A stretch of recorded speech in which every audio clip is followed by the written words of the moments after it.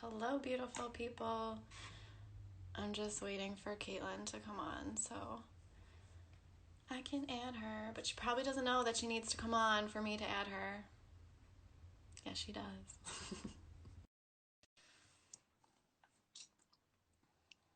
We're waiting. Kaitlyn. Just kidding. All right. Can you hear me? Yeah. Okay, good. I can hear you. Hi, guys. Today we're going to talk about 10 tips for creating healthy habits during this quarantine, during this crazy isolation. I'm Brianna. For those of you who don't know me, I'm a 200-hour RYT, which is just a really fancy way of saying a yoga teacher, and a wellness enthusiast. Kaitlyn, you want to introduce yourself? Sure. So for those of you who don't know me, I'm Kaitlyn Moorhead. I run a healthy lifestyle blog. So I focus on like healthy eating, fitness, and mindset. And we just wanted to come together today to give you guys these 10 tips.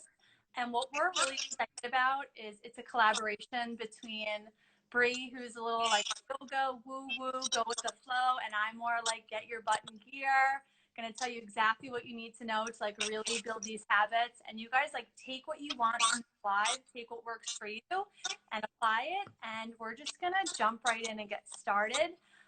Again, we're going to give you guys 10 tips. If at any point you have questions about these tips, or you have questions outside of these tips just about creating healthy habits or anything that you want to ask us, just drop the questions in the bottom. If you're watching this as a replay, you could also just send us a message and we'll DM you and get back to you. So the first thing we're going to talk about, I'm going to just be looking down a little because I have my notes down on my computer, is creating a morning. I can't tell you guys how much it's really changed my life. I started a morning routine about a year ago. I've always heard about them. I always thought they weren't for me, but I realized I wanted to wake up really early in the morning, start working out. This is when I was transitioning from being out on maternity leave to going back to work. And it was the only time I could get a workout in. And it really helped that I had a very clear morning routine. Now, when you have a clear morning routine, it takes away that like BS excuse if you like, oh, I want to go right back to bed. No, you already know what your like 2 to 5 simple things are. That's the tip I wanted you to take away with this. They have to be very simple things that you can repeat. So for example, my routine is my alarm goes off. All right, I get out of bed. I already have my workout clothes in my bathroom. So I go right in there and I get changed. I grab a cup of coffee and then I go and do my workout. It's not elaborate. It's not crazy. It's just simple things that I do every single morning my body is used to. And that is my morning routine. You can also apply it for a night routine, but I highly suggest if you are a beginner to creating healthy habits, just start with that morning routine. And you have a bunch of blog posts too on like how to be a morning person and like get yourself to be a morning person, right? Yep. And how to wake up early and work out in the morning, which is like the #1 question I get every single day in my DMs. And I get like thousands of page views on that post every single month. So definitely check that one out. So two, our second tip is to schedule yourself a bedtime and also schedule yourself a time to wake up in the morning. So some of us are still working and still have that in play because we don't have a choice, but others don't. I right now don't really have any reason to roll myself out of bed. So just keeping a time in the morning that I want to get up and that time that I want to fall asleep, and keeping those in lock have really helped me. It helps you mentally and it helps you, be accountable for the things that you want to do, but it's also putting you in sync with your circadian rhythm. And what your circadian rhythm is, every cell in your body has this 24-hour clock, and every cell in your body is being signaled like, oh, it's daytime, it's morning, it's afternoon, it's nighttime, I should be sleeping.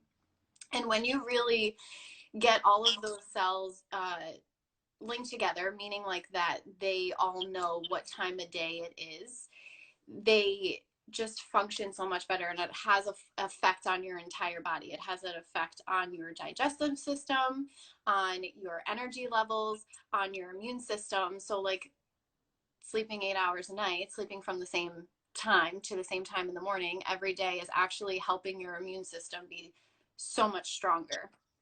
So scheduling your wake up time and your bedtime and kind of sticking to that. And then having your routine for then when you wake up or even when you go to sleep. Yep, those definitely build on each other, go together. All right, so number 3 is spend 5 to 10 minutes each day reading something inspirational. Now, we can all definitely attest to the fact that right now is a really negative time. The news is really what's like really getting to me. So my husband Bobby and I have decided we watch 10 minutes in the morning and we watch 10 minutes at night, and that is it. We are not like allowed to watch anything else because it just gets into your mind and it makes you like scared and negative. The same thing with your like social media. Be very careful who you follow. There are a lot of people, they might post like funny things about this whole coronavirus, but you don't realize how that's affecting you mentally. You want to try to follow accounts that are like positive, inspirational, and get you to want to change your life in some way. That also lends a hand to books, reading, articles, things like that that are going to educate you. The more that you're educating yourself, you're going to be improving your mindset. And your mindset is the first piece when it comes to creating a healthy lifestyle. A lot of people want to focus on healthy eating and fitness, but if you don't have your mindset in check, you're not going to get very far. So if you guys follow my Instagram stories, you see I read the Daily Stoic almost every single day. I have learned that when I was at work, I'm a teacher, so right now I'm home right now working from home. I liked reading it before work because sometimes I'd be anxious about things that were going to happen at work, and it really helped to read it before. I'm finding that now in quarantine at home, I need to quiet my mind at night. I don't really need it so much in the morning. I read it right before I go to bed at night when like Bobby and I get into bed. I also found a book in my basement last night. I'll have to show you guys. It's called 100 Days of Kindness. I also had that on my story this morning. That's a really good book too. It's just every single day there's something positive that you can read, and it just gets you in the right mindset. Some other of my favorite books the past few years that I've read with self-help are Build Your Tribe, like number 1. I read that last year by Lori Harder. She's like the best podcaster ever. Love that book. You Are a Badass, which like everyone knows about, but if you haven't read it, read it. If you've read it, I bet you can reread it and still get even more stuff out of it. And the third one that I recommend is The Gifts of Imperfection by Brooke Brown. All right. All right. So that was kind of long-winded, sorry, but I had a lot of stuff to say about that because I think it's really important in mindset. I get it because I could talk about social media for probably 3 hours. But just piggybacking off of that, if you're not a reader, like some of us are just not readers, try to become one. But if you can't, there's podcasts, there's audiobooks, like there's things that you can use in lieu of that. So number 4, are we up to 4? Yeah. Yep. Number 4 is meditate. And obviously that's easy for the yogi to say, but sometimes it's hard for a lot of us to hear. And a lot of times people are super intimidated by meditation because they think it means that you have to move to the mountains and wear a robe and shave your head and sit down for 20 minutes in silence. But that's really, I mean, you could do that if you want to. You could. I support you. Right. But that's not what you have to do to make meditation part of your routine, part of your daily practice, and part of your life.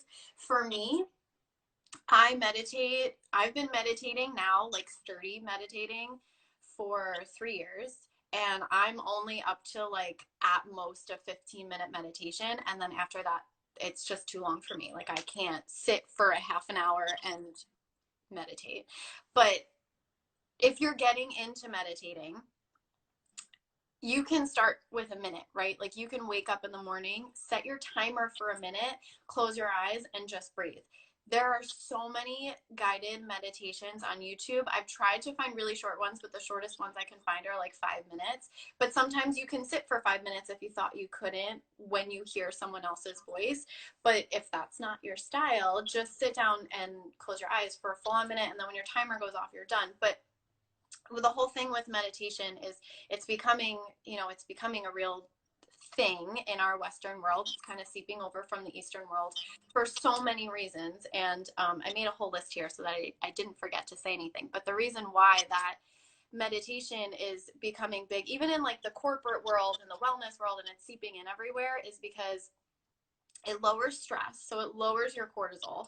The more cortisol you have in your body, the more inflammation you have, right? And that's the more inflammation, the more your immune system, like the more susceptible you are to disease. Words are hard. Did I say that right? Yeah. Improves your cognitive function. So your attention span, your memory. If there's something in your family, there's being studies done on like Alzheimer's and dementia, seeing if meditation can prolong that, or, it's good for your cognitive function. I lost track of what I was saying. Blood pressure, it can lower your blood pressure. Your mood, if you're someone who, struggles with depression or apathy, it could be something that really helps you. Your energy levels, your sleep. And there's also, this is interesting, and I this just kind of popped up the other day for me. I read a study that it can decrease your perception of pain. The areas in your brain that fire up when you're in pain, for people who, there was a study done, and for people who have this extensive meditation training, that area in their brain, I don't know what it's called, but it wasn't ignited as much, and it wasn't working as much, which is just, it just goes to show how powerful the whole meditation practice is. Yeah, and I love the Insight Timer app. My friend Brittany told me about it last year. That's great because they literally have 1-minute meditations. So you can just like click 1 minute. You can click stress and anxiety, and a whole list of free ones. You don't even have to pay for it. Pop up, and they also have like a paid version, but we're all cheap. Yeah. So you can do the free ones, but also define meditation as what you want. Like for me, reading my like daily stoicism thing, I consider that meditation. For me right now, it works. Like I feel like it's escape. And then like yesterday, I was sitting out in the sunlight with Bobby and Grace, and I literally just sat in a chair and closed my eyes for 5 minutes and just like focused on my. That was my meditating. That was it. There was nothing like going on where I listened to anything. So just like, because I think that is a really huge one, meditating. You just have to define it as your own. I also have a whole blog post on Stardust. Taking a walk could be a meditation. Yep. Eating dinner, like just you and your dinner, and not without your phone and the television and the computer. That could be a meditation. Yep. All right, on to number 5. This one I just started doing about a week and a half ago, and you said you started doing it, right? Okay. I just swear by it. I was always the person who made a really long to-do list, and I would like try to pick off of it every day for the whole week, and I'd get really mad at myself if I couldn't do everything on the list. And I realized like I can't look at the whole pie. It has to be one piece at a time. So what I started doing is picking every single day 3 very small things. For me, I make them couch chores because of the things I don't feel like doing. 3 things I usually put off that I want to get done. So for example, let me actually look at what today's is. Today's I have to send a birthday card out. I just don't, I keep forgetting to do it. So it's like, I'm going to freaking go and send that dang birthday card. I have to wash the bathroom rugs, and I have to wash our sheets. They are not like crazy brown, like breaking tasks that you need to do. But when I'm able to check those 3 things up, I feel great. I'm like, whatever, I did those 3 things. If I get to more, I get to more. If I don't get to more, I don't get to more. It's not a big deal. But part of creating a healthy lifestyle is like getting the stuff done you have to get done that are getting in the way of all your other habits. So you might as well have like a small system in place for getting just 3 simple things done every single day. I recommend you do make that one big list, say like every Sunday, and you can keep adding to it during the week, but you only pull 3 over every single day. And if you just feel inspired to do more, then you do those things. So that's that tip. Very simple, but I feel like it's been very inspiring for me right now, being stuck in this quarantine. Yeah, and pulling myself out of like a mental little like hole the other day. I actually had to put on my list like really simple things, like put your phone down, go sit outside in the sun. And it was still just super helpful to check it off and be like, okay. It's checking it off, and it's that one domino to get you outside so you're in nature and just like feeling relaxed. And who knows, you might carry that over for an hour. Yeah. Right. So, no, do you have anything else to say? No, that's good. That's a nice short one. Number 6 is pretty short too. Use this time to explore different types of movement. So explore how you move and love how you move. There's so many. I could tell you exactly what I do to stay healthy. I could tell you that, I weightlift and I do yoga, and you might be like, that sounds like torture. Or when people tell me that they run, I'm like, same. That's hell. Like, why are you doing that to yourself? Why do you do that? Although I try to sometimes. Totally cool if you're a runner. We're not judging you. We're just like giving examples. No, but use this time to kind of figure out, like, for example, my mom, for a long time, my whole family, we're big gym goers. We love being in the gym. We love lifting weights. My mom doesn't. And we're all like, you need to get there. You need to go. And she was like, no, like, she would walk in and be like, I don't know what to do. Like, I don't want to be in here. And a few years later, she is doing, well, she was doing and is still doing her Zumba classes. She does swim classes. Like, she found all these different type of modalities of movement that she loved that we would have never encouraged her to do because we didn't do that. And there's everything that you could think of on YouTube. There are free Zumba classes, there are weightlifting classes, there are like the conditioning classes, yoga, stretching, Pilates, barre, like the barre. We can call it bar, right? It's all good. No one's judging here. I say it. If you're judging, you can leave. It's all good. There are the things in your head that you always say the way that you say them, and you'll never be able to stop calling it that. No, especially when your husband writes them down and reminds you all the time because he thinks that's funny. So barre. But use this time wisely if you have it. And I'm saying this slow and like with caution because I know this is going to be a little touchy for some people, but for those of us who have maybe a little extra time right now, you might regret it if you don't use it to benefit yourself. So if you have time, like a lot of us are working, but you know, if you have extra time in the evening, like your commute is taken out, try a Zumba class, go on YouTube, type it in, like try something you haven't done before. Try going for a really long walk, a power walk. Maybe you buy like 1 pound weights and walk with it in your hands. Like find something that you are going to genuinely enjoy doing so that staying healthy and keeping your body healthy is not like pulling teeth to get you to do it. It's more like, oh, I want to do this. Mm-hmm. No, it's important because I feel like when people go on Instagram or Pinterest or wherever they're going to find like their workouts and you're not someone who likes to work out, if you're just doing something because like, oh, like this person has the perfect abs and the perfect booty and this and that, and I want to look like them, I'm going to do their thing, that's a big mistake. Because if you're not enjoying the exercise that you're doing in some way, like I'm going to tell you right now, I don't love working out. The people who do, like, I don't get it, but like, I know I feel better when I'm done. If like for me, I know, yeah, I might feel better when I'm done doing like running outside, but it's so torturous for me. I can't do it. Weightlifting, it gets in my head sometimes like, oh, I don't feel like doing this. But once I get started, I feel this like adrenaline and like in like a very good way. And it brings my mood up and I know I can make it to the other side. It's not like, you know what I'm saying? Like, I don't feel like I'm torturing myself. You need to find what works for you. So if that is like swimming somewhere, I know you guys can't do that now unless you have like a heated pool in your backyard or like whatever it may be, like do your thing. And that definitely brings us to the next tip. We are up to number 7. Plan your workouts in advance. So if you know that you are able to or like to do like weightlifting or workout videos on your TV or going for a run, yoga, Pilates, whatever you want to do, create a list in the beginning of the week. I started doing this about a year ago. For me, life-changing. Again, I keep this all in my notes section of my iPhone. I just have like a little fitness section. I write like Sunday, Monday, Tuesday, Wednesday, Thursday, Friday, Saturday, all 7 days. And I write what I'm going to do. No, I'm not a psycho. I don't work out 7 days a week. I just write off those days, but I write exactly what I'm doing. So for me, I would have like shoulders and triceps, back and chest, whatever body parts I'm doing, legs, yoga, just walking that day, whatever it may be, but I write it out.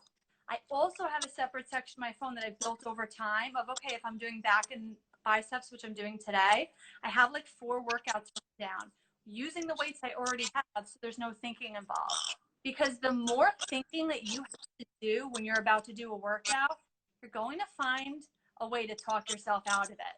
You're going to waste time looking up a workout. Then you're going to just like stress yourself out and you're going to say, forget it, I'm going back to bed, or forget it, I'm going to watch Netflix, forget it, I'm going to do this instead. It's probably not going to be something exercise related. So do yourself a favor. This has to do with every single habit that you do. You need to plan it in advance. Sit down on a Sunday, plan out what your workouts are. And when you wake up in the morning, say that's when you're doing your workout, you don't talk yourself out of it. You see it on your list, you get out of bed, you follow that morning routine we talked about, and you just get up and do it. I have something on my blog called the 10-minute mindset. I highly suggest that you read that if you are someone who gives up on starting a workout all the time. If you just give yourself 10 minutes of that workout, if you are hating it and want to stop, you should stop. But if you can make it past 10 minutes, I would say there's like a 95% chance you're going to make it through the whole workout. Just make yourself do the first 10 minutes, see what happens. If you're not feeling good, you shouldn't be doing that workout. But if you're feeling uplifted, great, then follow through. So that is my tip for number 7, which is plan your workouts in advance. Yeah, I have a whole, on Instagram, how you can like save to a collection. Mm-hmm. I have all of these. I have some people that I like really love that are good at posting their That's a great idea. And yeah, I have all these like workouts saved there. And then I plan like Monday I'm doing upper body, Tuesday cardio, Wednesday, and then I know like go look for upper body workout. I don't necessarily plan like each workout, but it's planned enough so that I could just go to that page and be like, arms, all right, let's go. But that is a plan. I think that is absolutely, because I don't say I'm doing this exact back and bicep, but I know I'm going to that folder and I have 3 there and I just pick one that like the same thing. Okay. I like that. I like that one. Plan your workouts because it's definitely going to help you be more accountable for them. Number 8, and this is something that I started pre-quarantine, is digital detoxes. So I work remotely for a few different places. So my phone is like a demon that is always pulling me towards it, that I like don't really want to deal with. And then there's social media. So there's like my job on my phone, and then there's social media. So this is something I was starting to explore before. And then once everything happened, my phone is like a magnet. It's 10 times worse. And I love Instagram and I love social media and I love connecting with people, but sometimes it's just too much. Like sometimes it's too overwhelming. Sometimes I get like a literal headache from like looking down at my phone or just feeling like too engulfed in technology. So beforehand, what I was doing is Nikita and I, my boyfriend and I, when we would go out to dinner or if we would have dinner at home, the phone would be on silent and it would be away. Like it was not part of our dinner. And that was just step 1 to this domino effect that I hope it has. And it got to the point the other day where I turned off my phone and threw it into the other room, and because I was just so stressed out. But I was like, I don't ever want it to get to that point. I want there to After be. texting me and for 6 hours, I'm like, what happened to her? She disappeared. I was so stressed out that I just like left my phone. I was like, I'm leaving. I'm going to live life without it. Like it's fine. It's becoming my arm. It's really bad, and I hope that I hope I'm not alone, because it's like a scary thing to feel. You're definitely not alone. Like So absolutely not. Yeah. So I'm starting to schedule digital detoxes into my day as opposed to blowing up and throwing my phone in another room or out the window, because that's what's going to happen. But digital detoxes, for me, it's mainly my phone, but I don't watch a lot of TV, but I would love for Nikita to turn off the TV and just be in life for a moment, like experience what you're doing. So we're doing no technology during dinner. We're doing like, if we go for a walk or something together, we're doing no technology there. For myself, if I have a project I'm working on, it's like phones away, phones on airplane mode or something like that. Digital detoxes, man, I swear by them. You need to get away from your phone and just, unplug, especially like the news right now. Like there are a lot of people that leave the news on all day. Watch it for an hour in the morning, watch it for an hour in the afternoon, and step away. Get your mind out of that space, or less, like whatever I'm thinking. I mean, do you think if you're watching like 4 hours a day, maybe an hour, we need to start, we have like 10 minutes and it's like, it's going off. Plus they're repeating the same crap over and over again and trying to get a rise out of you. I'm thinking of my dad, who literally has the news. No, it makes sense. I'm not saying all day. So that just gives me anxiety though. Yeah, that gives me anxiety too. Oh my gosh. So digital detoxes was number 8. Just remember too, guys, with the media, it is important that you watch the news or have some sort of news. But someone, Bobby, I think my husband said it yesterday. He's like, the news can only survive if you are wanting to watch it. And the way they get you to want to watch it is they amplify everything times a million to make you panicky. So you feel like you have to keep watching the news. So just take everything with a grain of salt as much as you can. And that kind of like helped my mindset. Like, okay, I can watch this, but I need to take the feelings out of it because they're just trying to get me to like want to come and watch their news story again. But that's a very good point. Yeah. I did have one more thing that I wanted yeah. to say about this. I was talking to someone this morning who is a teacher, so you might be able to relate. And she was saying how her students' parents, now there's no boundary at when they try to contact her, and they're trying to contact her at 10 p.m. or like 6 a.m. and it's times that she's not working, and she's having this hard time of disconnecting from that and kind of building that boundary. And someone else gave her the advice of, you know, so if your job is really overbearingly attacking you right now at times that you're not supposed to be working, granted, we're all in different situations and different jobs that, you know, call for different things, but she was saying how she's putting in her email, like, I will respond to you within my business hours, which are, because like a lot of us have boundaries. Yeah. So that's important, and making sure that you give yourself the ability to take that detox and like not checking your email after you tell yourself you won't check it. Maybe not like linking to your phone, you know, take it off your phone, even if you delete it every single day during non-business hours, or just leave it on your computer. So then you don't see it and you don't hear the bing and feel that like rush of, I need to check it. I need to answer it like immediately. And your like cortisol goes up. I like that. Okay. 9 is a lot like 7 that I just did.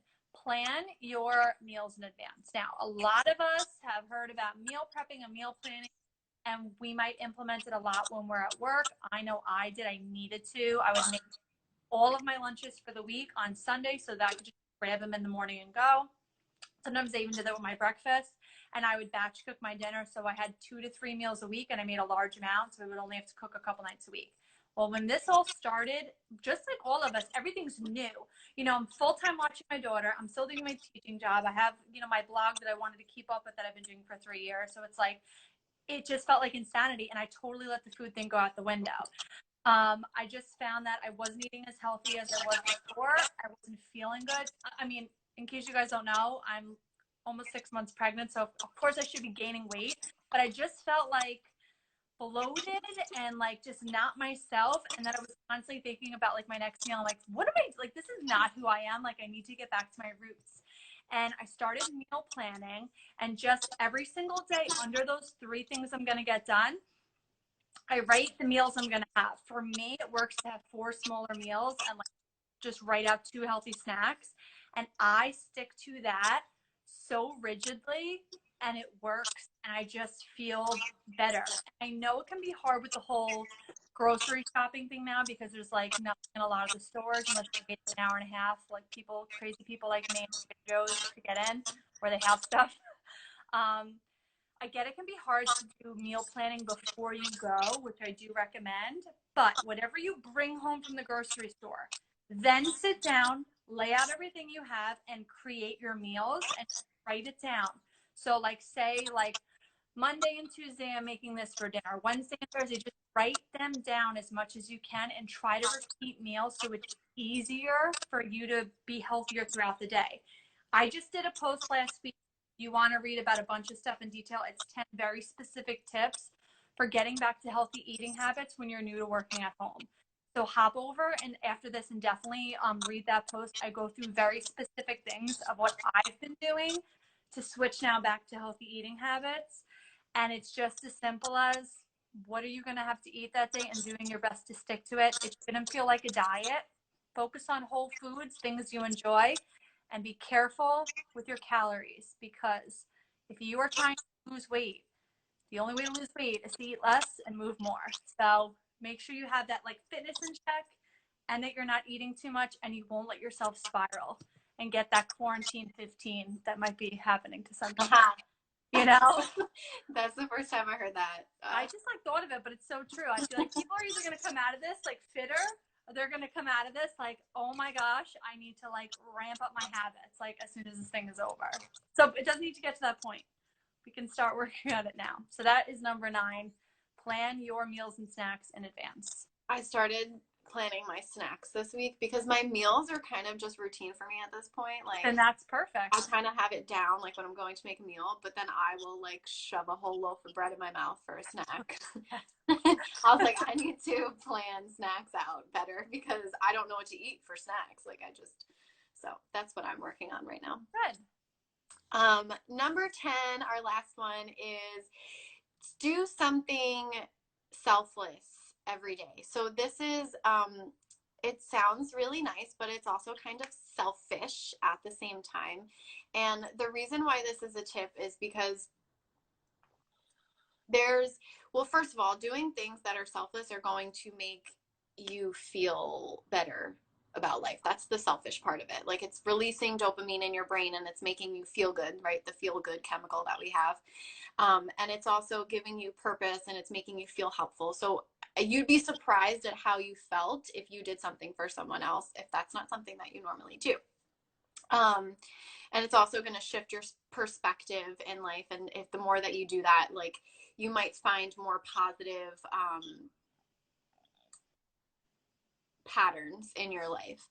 I don't know when the last time it was that the world was on the same page. Like, if you were to talk to anyone in any country right now, they're kind of going through the same type of uncertainty and fear and worry and anxiety. And a lot of times with doing things that are selfless, this might not be something that you experience, but this is feedback that I've seen before, that, you know, people don't want to do it because they don't want to put themselves out there. They don't want to feel overbearing. And they don't want to feel like they're too much on someone else. But because we're all going through the same thing, like, you're not imposing on someone else. So just small things that you can do to help other people. It doesn't have to be like a huge thing. You can be donating $1,000 to that's awesome charity, but you could also just reach out to someone you haven't reached out to in a while and just say, hey, how are you doing? Yeah, you can, reach out to friends, call a friend, send an email, offer to go food shopping for someone else, or say, hey, I'm going to the store, do you need something? Donate $5 to something. It doesn't have to be a large amount. Repost a small business on social media that's doing something that's selfless. That's, helping that small business get out there just a little bit more.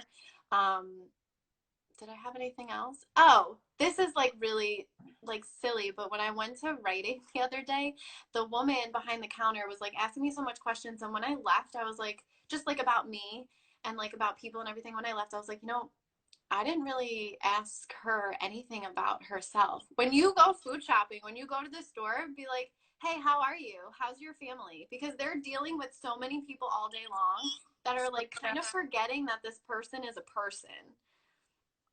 So that's something small too. I like that. Yeah. And with all of these tips, guys, I know we gave a lot, 10 is a lot. I'm going to tell you right now, please do not leave this live and try to do all 10 of them. No. Don't do that. I would pick like maybe 1 to 3 and try to start implementing them starting now. You don't need to wait till tomorrow. You don't need to wait till Monday. You can start this right now, but just pick a couple of these. You can always replay and like write them down what we did. But also, a huge thing that I want to mention to you, and I get questions about this all the time, do not rely on motivation. People are constantly like Googling how to get the motivation to be healthier, how to get the motivation to work out, this, that. You need to create discipline. You cannot rely on motivation. If you look at my Instagram story from this morning, I didn't sleep well, but when my alarm went off at 5:30, I reminded myself of why I get up early and work out, because I want to feel better, be more productive, be a better mom and wife, and just like feel good overall. And I just start my morning routine. It's discipline. I had no motivation to get up and work out. I just wanted to stay in bed and be cozy.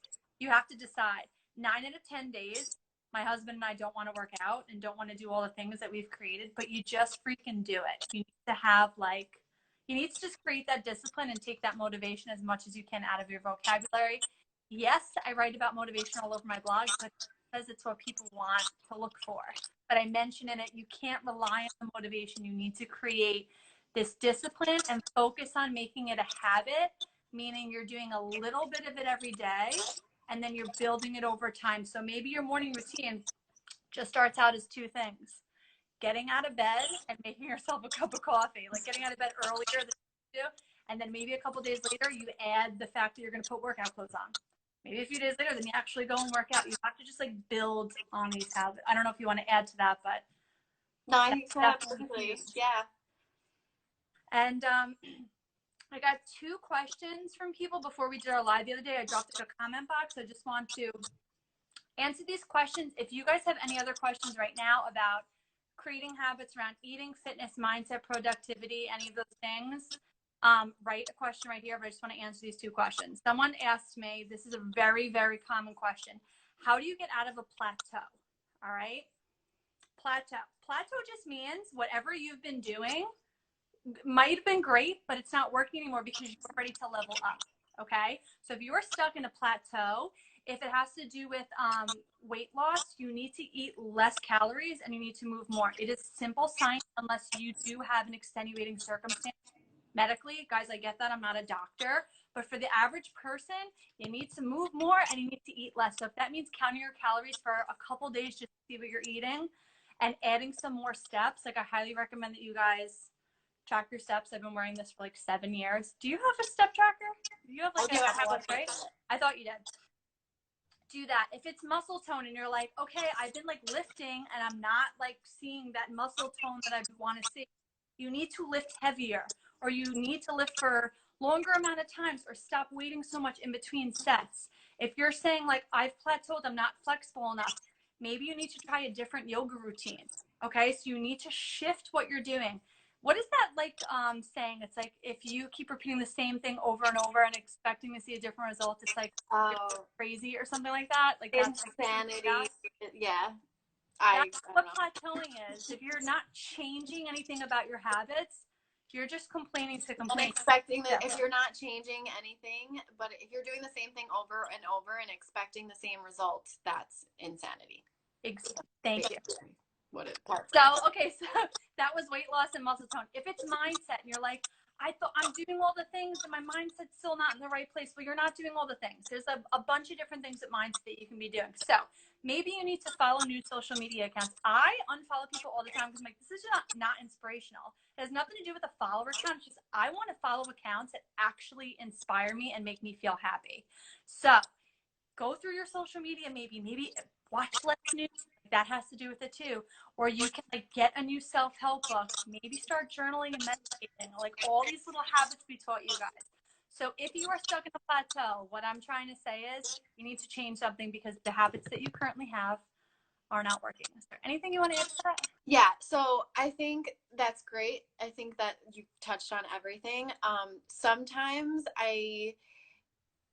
I don't want to use the phrase that it's not working, especially if it's mindset. I mean, I guess you could, but depending, sometimes with routines, like even if you develop this amazing morning routine, and you might have found this over the past few months, your routine has intentionally changed. And it wasn't because something wasn't working. It was just because you like wanted to switch it up maybe in the last few months. Do you feel like that's happened?